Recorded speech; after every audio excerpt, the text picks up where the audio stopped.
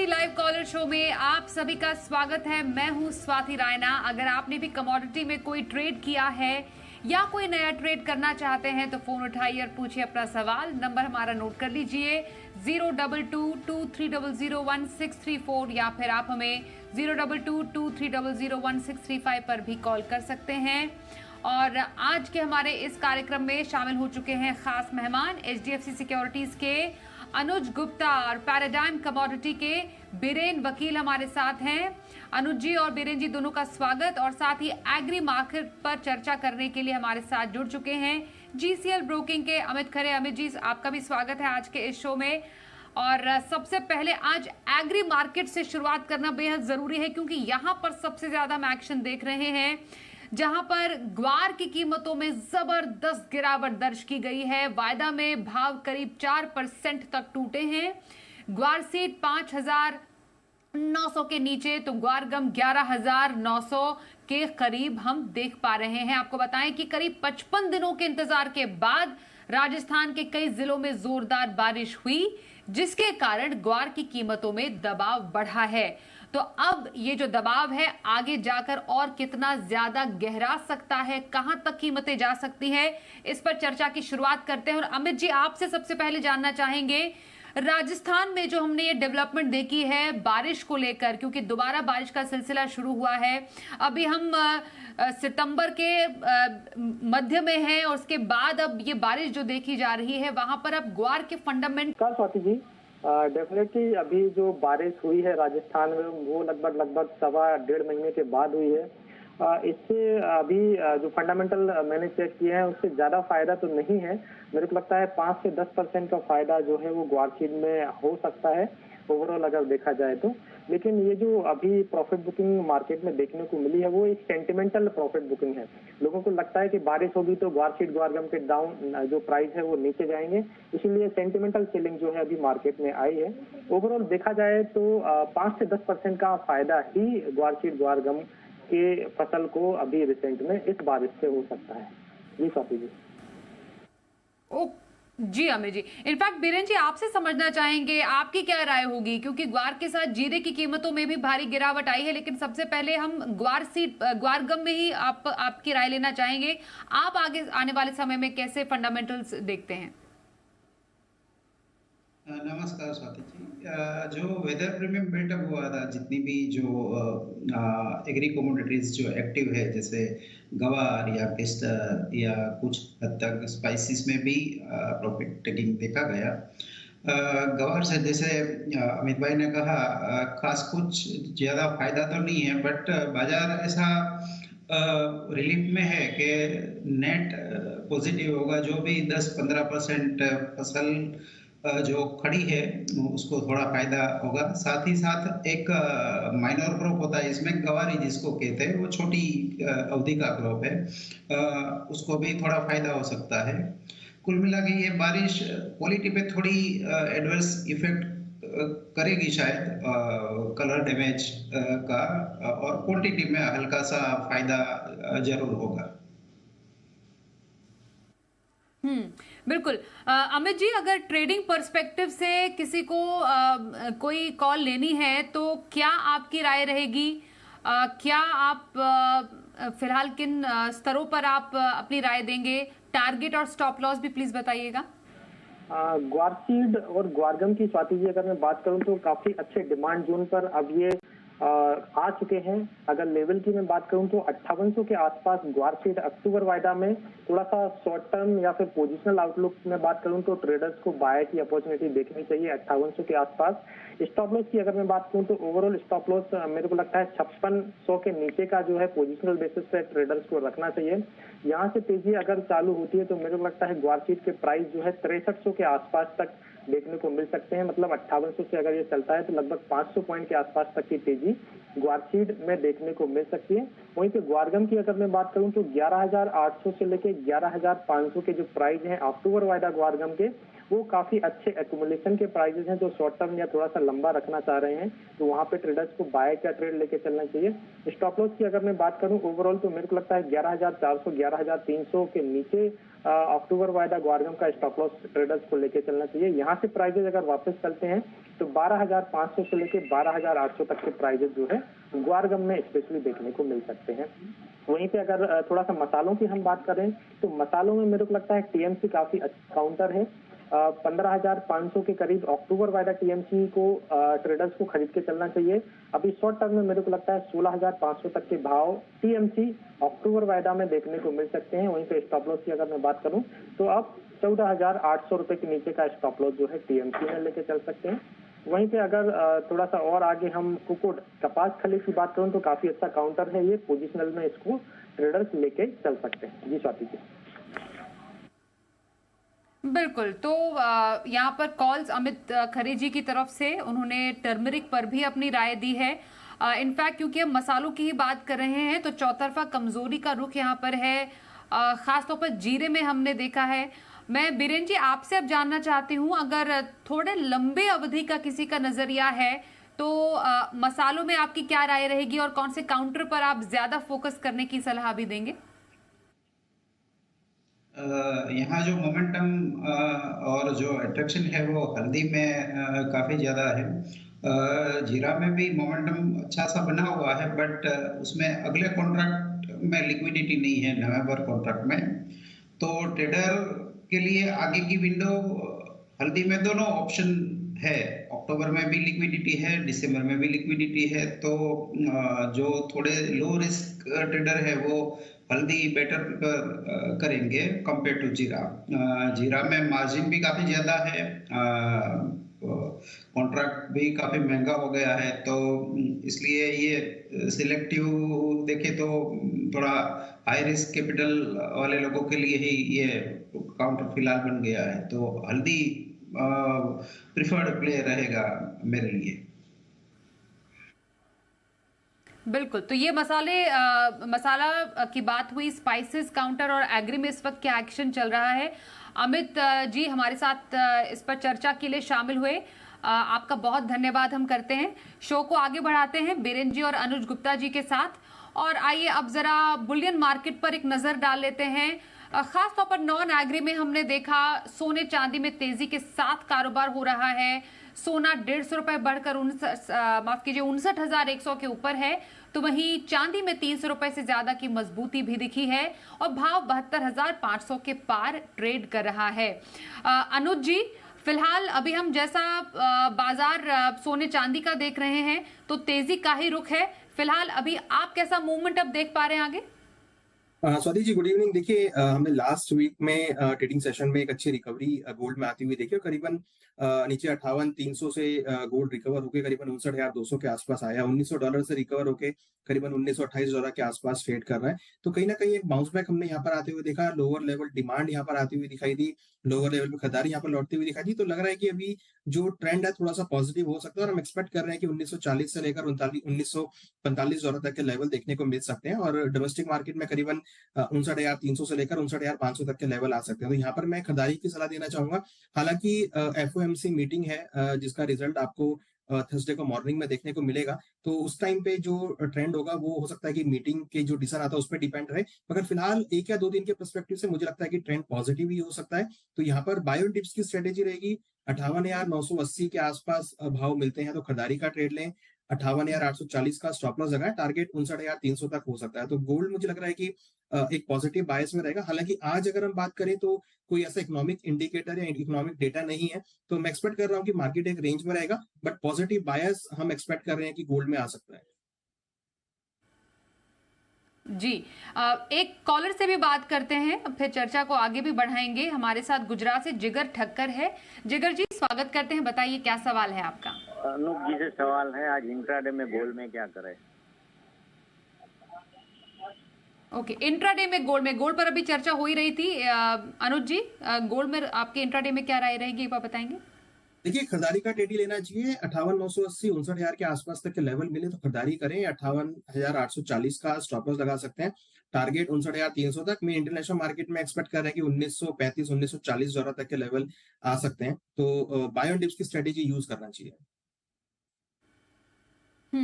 Biren sir, आपके नजर में फिलहाल सोने चांदी में क्या स्ट्रैटेजी थोड़े लंबे टाइम के लिए रखी जा सकती है ये आपसे जानना चाहेंगे, क्योंकि चांदी में भी 300 रुपए से ज्यादा की मजबूती हम देख रहे हैं और 72,500 के पार भी ट्रेड हो रही है ये। सोना काफी अच्छा लग रहा है। यहाँ दो फैक्टर काम कर पाएंगे शायद। एक तो जापानीज इन्वेस्टर्स थोड़े एक्टिव दिख रहे हैं इसमें, क्योंकि वहाँ रियल इन्फ्लेशन काफी बढ़ चुका है। दूसरा, रुपी आज ऑल टाइम लो गया, 83.30 के आसपास अभी ट्रेड हो रहा है। और क्रूड, फिजिकल क्रूड $100 के पार गया है यूरोप में, तो ये भी शायद 12 महीने की लो पे है, सॉरी हाई पे है। ये देखते हुए ऐसा लग रहा है कि रुपी में अगले 2-3 वीक में शायद हम 59,800 60,000 तक के प्राइस देख सकते हैं। फिलहाल बाय ऑन डिप्स में प्रेफर करूंगा। पोजिशनली लो रिस्क बाय दिख रही है इसमें, मीन्स 58,600-700 स्टॉप लॉस रहेगा। अपसाइड में 59,600-700 का लक्ष्य रख सकते हैं। 2 से 3 वीक का नजरिया है ये। जी सर, एक कॉलर से भी बात करते हैं। गुजरात से सुल्तान इस वक्त हमारे साथ है। नमस्कार, बताइए क्या सवाल है आपका? सवाल बीरेन जी से है। जैसे पिछली बार उनसे बात हुई, उन्होंने बताया था कि कपास कली 23-2350 में आए तो लॉन्ग टर्म के लिए अच्छा रहेगा लेने के लिए, पर अभी वो प्राइस आए नहीं, उल्टा बढ़ते ही जा रहा है। 2700 के दरमियान आ गया रेट। तो मुझे यही जानना है कि कहाँ बॉटम लगता है उनको आने वाले सीजन के लिए, फेयर वैल्यू कहाँ लगती है, कहाँ पे एंट्री मारना चाहिए? जी बीरेन सर, क्या लगता है कपास कली में अभी क्या किया जाए? कपास खली में मैंने उनको प्रिसाइज कहा था कि करंट लेवल पे, मीन्स उस समय शायद इसका प्राइस 2620 आसपास चल रहा था, उस लेवल पे भी थोड़े एग्रेसिव अगर है तो बाई किया जा सकता है। आज भी अगर स्टैगर्ड मैनर में काम करना है तो आज भी बाय किया जा सकता है। इसकी फेयर वैल्यू में मैं नहीं जाऊंगा, क्योंकि ये नई सीजन का कॉन्ट्रैक्ट है और अभी हमारे पास सितंबर का और अक्टूबर का वेदर अभी क्लियर नहीं है। बट जिस हिसाब से दूसरी खल के प्राइस अगर मैं देखूँ, रेप डीओसी या जीएनडीओसी, तो उसके मुकाबले ये काफी अंडर वैल्यूड है, तो बाई साइड की बेट में प्रेफर करूंगा इसमें। बिल्कुल सर, राजस्थान से सुरेश जी से भी बात करते हैं, जानते हैं उनका सवाल। नमस्कार, बताइए क्या जानना चाहेंगे? सर मैन पावर के वीरेंद्र जी, मैन पावर में क्या रिपोर्ट है सर? तेजी बंदी क्या रिपोर्ट है, क्या प्रोडक्ट में क्या है, बाजार क्या मैन ऑयल? जी, मेंथा ऑयल पर आपसे जानना चाहेंगे बीरेन सर, क्या राय होगी आपकी? मेथा ऑयल में बीच में काफी अच्छा रनअप आया था। 2 वीक पहले करीबन 1070 तक प्राइस गए थे, वहां से अच्छा सा डीप आया है। यहाँ कैश कैरी यानी फिजिकल के सामने फ्यूचर्स का जो हेजिंग है, कैश कैरी एवरेज, वो काफी अच्छा है। बट इस समय से ओवरऑल इसकी फंडामेंटल देखते हुए 930 के लेवल पे शॉर्ट करना थोड़ा उचित नहीं है। अगर किसी को शॉर्ट करना है तो 980 990 का प्राइस अगर बाउंस आए तो वहां शॉर्ट जा सकते हैं। स्ट्रिक्ट स्टॉप लॉस होगा 1013 का।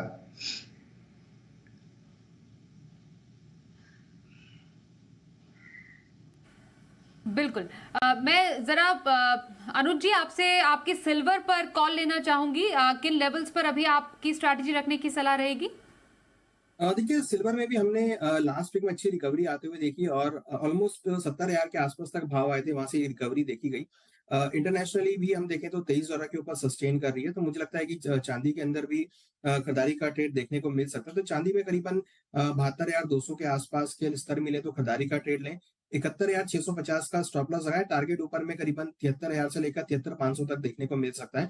तो मोमेंटम यहाँ पर भी थोड़ा पॉजिटिव चेंज होते हुए दिखाई दिया है। हमें लगता है कि सिल्वर के अंदर भी खरीदारी का ट्रेड ले सकते हैं। और अगर हम इंटरनेशनली बात करें तो $24 एक अच्छा रेजिस्टेंस है। अगर $24 ब्रेक होता है तो फिर हम $25 की तरफ जाते हुए दिखाई देंगे। और जिस तरीके से रिकवरी हुई है पिछले वीक में और आज भी अगर हम देखें तो मार्केट थोड़ा पॉजिटिव मूड में चल रहा है। मुझे लगता है कि आने वाले 1 या 2 दिन में और पॉजिटिव ट्रेंड सिल्वर में देखा जा सकता है।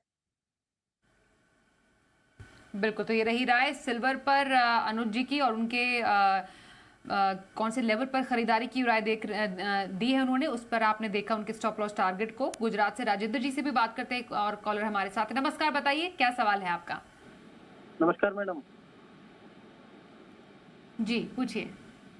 मैडम ये आप अनुज जी को रोज बुलाया कीजिए, इतने दिन से आए नहीं थे तो कोई ट्रेड नहीं हो पाया, क्योंकि यही ऐसे एनालिस्ट है जिनके सारे स्टॉप लॉस होते हैं। कृपया करके शाम के सेशन में इनको रोज बुलाया करें। जी सवाल क्या है आपका? सवाल पूछिए। सवाल किस चीज पे है?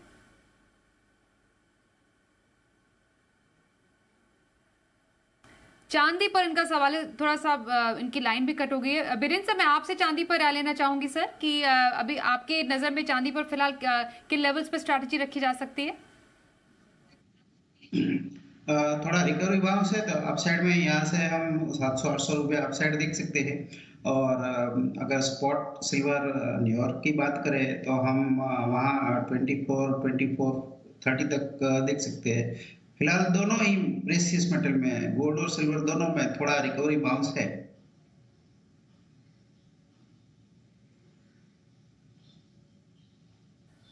Okay, next collar Nitin ji इस वक्त हमारे, जितिन हमारे साथ है, माफ कीजिए, उनसे बात करते हैं, जानते हैं उनका सवाल। नमस्कार, बताइए क्या सवाल है आपका? हाँ मैडम, कैस्टर सीड में आने वाले दिनों में क्या आउटलुक रहेगा अभी? Okay, castor seed sir, Birendra sir क्या देखते हैं फंडामेंटल साहब? कैस्टर में लास्ट मंथ की एक्सपोर्ट्स काफ़ी अच्छी थी, अराउंड 53,000 रही, अपेक्षा से 7,000 ज़्यादा रही। ये रिसेंटली जो बारिश आया वो स्टैंडिंग क्रॉप के लिए काफ़ी अच्छा रहेगा, बट आज मार्केट थोड़ा और रिएक्ट कर गया है मेरे हिसाब से।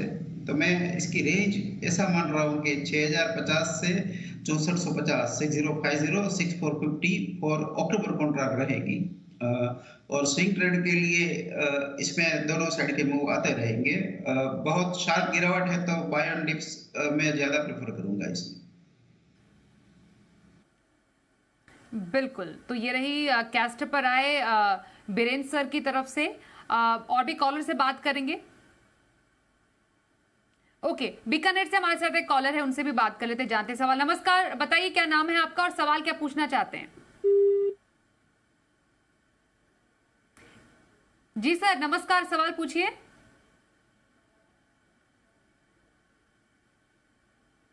अच्छा, थोड़ी देर में फिर से कनेक्ट करते हैं, उनका सवाल भी क्या है उनसे जानेंगे, उनसे बात करके।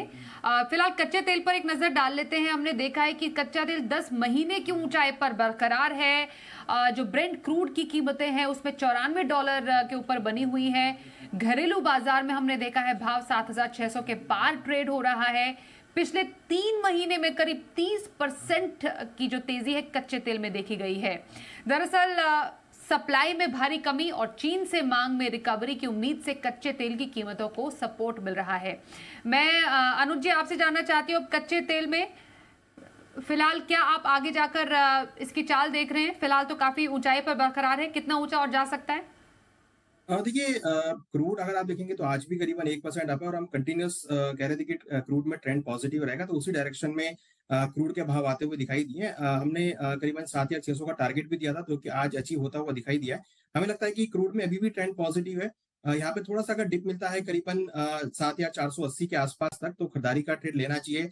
7,410 का स्टॉप लॉस लगाएं। टारगेट ऊपर हमें लगता है कि अगेन 7,600 से लेकर 7,650 तक का देखने को मिल सकता है। तो मोमेंटम अभी पॉजिटिव है। हम एक्सपेक्ट कर रहे हैं कि $96-97 तक के लेवल क्रूड में देखे जा सकते हैं। डिमांड सप्लाई का मिसमैच है, उससे काफी हद तक प्राइस सपोर्ट मिल रहा है। हमें लगता है कि अभी जो मोमेंटम है वो अभी पॉजिटिव रहेगा और 96 से लेकर $97 तक के टारगेट क्रूड में देखने को मिल सकते हैं। बिल्कुल। सादलपुर से कैलाश मोदी हमारे साथ है, उनसे भी जानते हैं सवाल। नमस्कार, बताइए क्या जानना चाहते हैं आप? नमस्कार मैडम, मैंने मैडम 5 लॉट क्रूड के 7425 पे सेल कर रखे हैं, शॉर्ट कर रखे हैं, क्या करना चाहिए? बीरेंद्र सर क्या करें? क्रूड पर सवाल है इनका। इसमें मैं एग्जिट प्रेफर करूंगा क्योंकि रोल ओवर इसका सस्ता है। मीन्स रोल ओवर करने पे 60 रुपया का खर्चा लगेगा। अभी मार्केट काफी मजबूत है, तो ये शॉर्ट साइड की डायरेक्शन मुझे उचित नहीं लग रही है, तो मैं तो एग्जिट प्रेफर करूंगा इसमें। बिल्कुल सर। एक राय मेटल स्पेस पर भी ले लेते हैं। मैं अनुज जी आपसे जानना चाहती हूँ, मेटल स्पेस में आप कहां पर सबसे ज्यादा एक्शन अभी देख पा रहे हैं और कौन सा काउंटर है जहां पर आप स्ट्रैटेजी बनाने की सलाह देंगे? देखिए, कॉपर में हमने देखा है कि जो मोमेंटम है वो थोड़ा साइडवेज हुआ है। हालांकि लास्ट वीक इसमें अच्छी खासी तेजी थी, उसके बाद थोड़ा सा करेक्शन आता हुआ दिखाई दिया है। तो यहाँ पर मुझे लगता है कि कुछ और कूल ऑफ आ सकता है। तो यहाँ पे मैं बिकवाली की सलाह देना चाहूंगा। करीबन 736 के आसपास कॉपर में बिकवाली करें। 741 का स्टॉप लॉस लगाए, टारगेट नीचे करीबन 730 तक देखने को मिल सकता है। हमें लगता है कि हालांकि एक लॉन्ग टर्म ट्रेंड इनका पॉजिटिव है, बट शॉर्ट टर्म में थोड़ी सी गिरावट आती है। तो इंट्राडे के लिए यहाँ पे बिकवाली का ट्रेड बना के चल सकते हैं कॉपर में। बिल्कुल, कॉपर पे राय दे रहे हैं अनुज जी। अलीगढ़ से निधि इस वक्त हमारे साथ है, उनसे भी उनका सवाल जान लेते हैं। नमस्कार, बताइए क्या सवाल है आपका? कच्चा तेल एक लॉट 7300 माइनस है, कब तक नीचे आएगा, इस एक्सपायरी में या अगली वाली में? वीरेंद्र जी क्या लगता है आपको?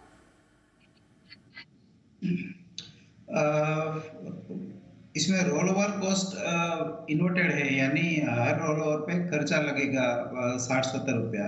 तो थोड़ा भी करेक्शन मिले तो एग्जिट कर लेना चाहिए, और जो एग्जिस्टिंग पोजीशन है इसमें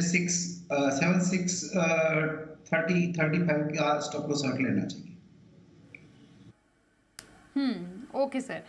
इनफैक्ट साथ में बीरेन सर अपने भी मेटल स्पेस से कोई पिक बता दीजिए जहां पर आप स्ट्रैटेजी बनाने की सलाह देंगे। यहाँ जिंक में ऐसा लग रहा है कि अभी भी रनअप बाकी है थोड़ा। ये 223 के आसपास अक्टूबर कॉन्ट्रैक्ट बाई किया जा सकता है। 227-28 का लक्ष्य रहेगा। स्टॉप लॉस 221 का रहेगा। टाइम फ्रेम 4-5 दिन की रहेगी। Okay sir. तो जिंक में स्ट्रैटेजी बनाने की सलाह बीरेन जी की तरफ से आ रही है। इसी के साथ इस कार्यक्रम को यहीं पर समाप्त करने का समय आ चुका है। हमारे साथ अनुज जी शामिल हुए और बीरेन जी आप दोनों का बहुत धन्यवाद करेंगे। रुकते हैं एक ब्रेक के लिए, बने रहिए हमारे साथ, देखते रहिए जी बिजनेस।